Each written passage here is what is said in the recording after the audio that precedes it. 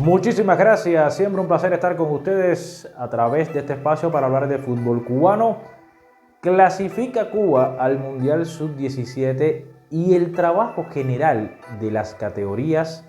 inferiores en nuestro país pues está siendo muy bueno en estos meses, digamos en el último año, desde que se lograra la clasificación al Mundial Sub-20 en 2025, luego la propia participación y ahora esta clasificación al Campeonato del Mundo de Qatar en este propio año 2026. Recuerden que los Mundiales Sub-17 serán de forma anual. La intención sí de este video es evidentemente hablar del impacto de los retos y un poco retrotraer también a otras generaciones de futbolistas talentosos que no pudieron clasificar y un poco ejemplificar con esto la necesidad de cómo se debe trabajar con estos futbolistas, el Giancarlos Iglesias, los Giancarlos, Borrell, una serie de futbolistas categóricamente talentosos, porque hay que catalogarlos así, categóricamente talentosos, que se deben, digamos, desarrollar en ese contexto internacional, en ligas que tributen calidad a la sub-20, que tributen calidad posterior a la absoluta. Creo que estamos en disposición Cuba ahora mismo de aprovechar a unas generaciones que por causas conocidas, estos ya nacidos en el siglo XXI, precisamente esta generación de los 2009, 2010, pero yo voy a poner en los últimos 20 años, los que han nacido en los últimos 20 años y los que vendrán a continuación, creo que son generaciones totalmente futboleras, por lo mediático que ha sido este deporte en Cuba, por el tratamiento de colocar el mejor fútbol del mundo, por tener la oportunidad de que ellos disfruten por las diferentes vías, sobre todo por lo que más tienen los jóvenes hoy, las redes sociales, las plataformas digitales, el cómo se acercan, más allá de, por supuesto, de la radio, la televisión, pero a través también de estos medios alternativos y de las redes sociales, repito, las plataformas digitales, los celulares, los tablets, el acceder a este tipo de fútbol pues nos ha dado generaciones con talento. Esto ya venía sonando, repito, no me voy a ir tan atrás en el tiempo, me voy a ir en la última década, porque algunos recuerdan aquel equipo que fue el preolímpico de Beijing, es decir, rumbo a los Juegos de Beijing 2008, que tenía jugadores muy talentosos, que se empató aquel día incluso con uno menos ante Estados Unidos, pero que esa, como otras tantas generaciones, hasta, digamos, los años 2019, 18, 19, hemos perdido una cantidad de talentos tremendos, bueno, por causas conocidas, es decir, en diferentes torneos, sub-20, Copa Oro, que han decidido tomar otros caminos. Y en ese entorno nos hemos encontrado a futbolistas que algunos después han tocado la selección nacional, otros que se quedaron en proyectos, pero que son nombres que me gustaría recordar para que se entienda lo que hablaba al principio, la necesidad de desarrollar a estos futbolistas. Claro, algunos de ellos no alcanzaron en un comienzo ese furor de las contrataciones que ha llegado al fútbol, digamos, con el paso del tiempo, desde que en 2013 se autorizara, pero muchos recuerdan, por ejemplo, en el sub-17 de 2015, futbolistas como Neisser Sandow o como Eduard Puga. Este último era una de las grandes joyas, o ha sido de las grandes joyas del fútbol cubano en los últimos años. Un futbolista realmente de los que ha llamado la atención y que, repito,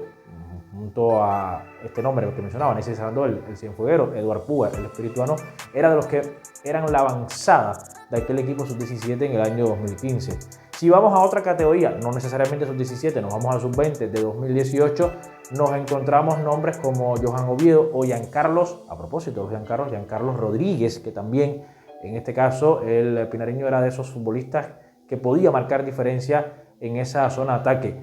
Hay que recordar que en aquella generación de 2008 perdimos un número importante, 12 jugadores, y que tenía figuras que se mantienen, por ejemplo, lo que yo mencionaba, equipos Cuba como Karel Espino,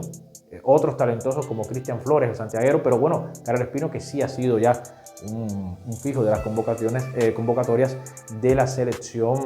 sub-20 en su momento y después en la absoluta. Y si nos vamos más cercano del tiempo, premundial sub-20 de 2023, en el que nos quedamos en octavos de final ante Panamá, bueno, un Kevin Martin que llamaba a muchos la atención, pero en ese equipo, otros que ya son parte de la absoluta, como Alejandro Delgado, como Romario Torres, he mencionado solo algunos por pincelada para que se vea cómo poco a poco ha ido creciendo la cantidad de nombres que se puedan mencionar en cuanto a jugadores talentosos. Aquí abro un paréntesis porque a mí me gustaría hablar en otro comentario sobre, por ejemplo, aquel equipo o aquellos equipos que participaban en el torneo sub-15 de Islas Caimán, donde incluso Cuba llegó a tener al mejor jugador de uno de esos torneos y ganar uno de esos certámenes contra un equipo representativo del Manchester City, jugadores menores de 15 años del Manchester City, que yo creo que a veces se habla poco y yo creo que es bueno también recordarlo. Esto en cuanto a la primera parte. Para cerrar el comentario, hablaba de retos que debería tener este equipo sub-17 después de su gran clasificación con 7 puntos. Bueno, en 1989 y 1991, que fueron las dos participaciones anteriores, únicas que ha tenido Cuba, pues también un poquito recordar que nos medimos ante equipos como Escocia, como España, Ghana, Bahrein. Es decir, en el primer mundial, Bahrein, Ghana y Escocia. Ante Escocia logramos empatar a 2. Por ejemplo, en el Mundial de 1991, Luis Martín, uno de los futbolistas, digamos, top por aquellos años después,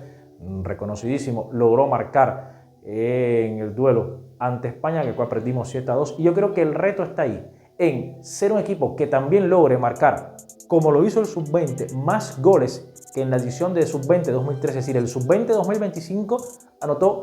más goles y recibió menos de los que anotó y recibió el Sub-20 de 2013. Creo que un reto interesante para este Sub-17 sería anotar más goles de los que se pudo hacer en 1989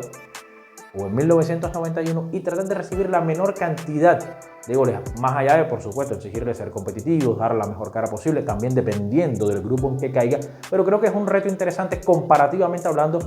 y desde el punto de vista numérico de lo sucedido con este último Mundial Sub-20, porque nos está elevando la varilla y las expectativas, lo que pueden ocurrir ya con estos seleccionados que también están atrayendo a los jóvenes de nuestro país y al seguidor del fútbol de manera general a darle seguimiento, un mayor seguimiento al fútbol cubano. Y este programa o este espacio es una referencia precisamente para ello también. Bueno, con esto cierro entonces, un poco bordeando todo el Mundial Sub-17 y lo que acarrea las categorías inferiores, que se está haciendo un gran trabajo en nuestro país en los últimos tiempos, y también un poco de recordatorio de historia reciente, pero historia que siempre es válida traerla a colación. Me despido y por supuesto les espero en otro momento para seguir hablando de fútbol cubano en este espacio.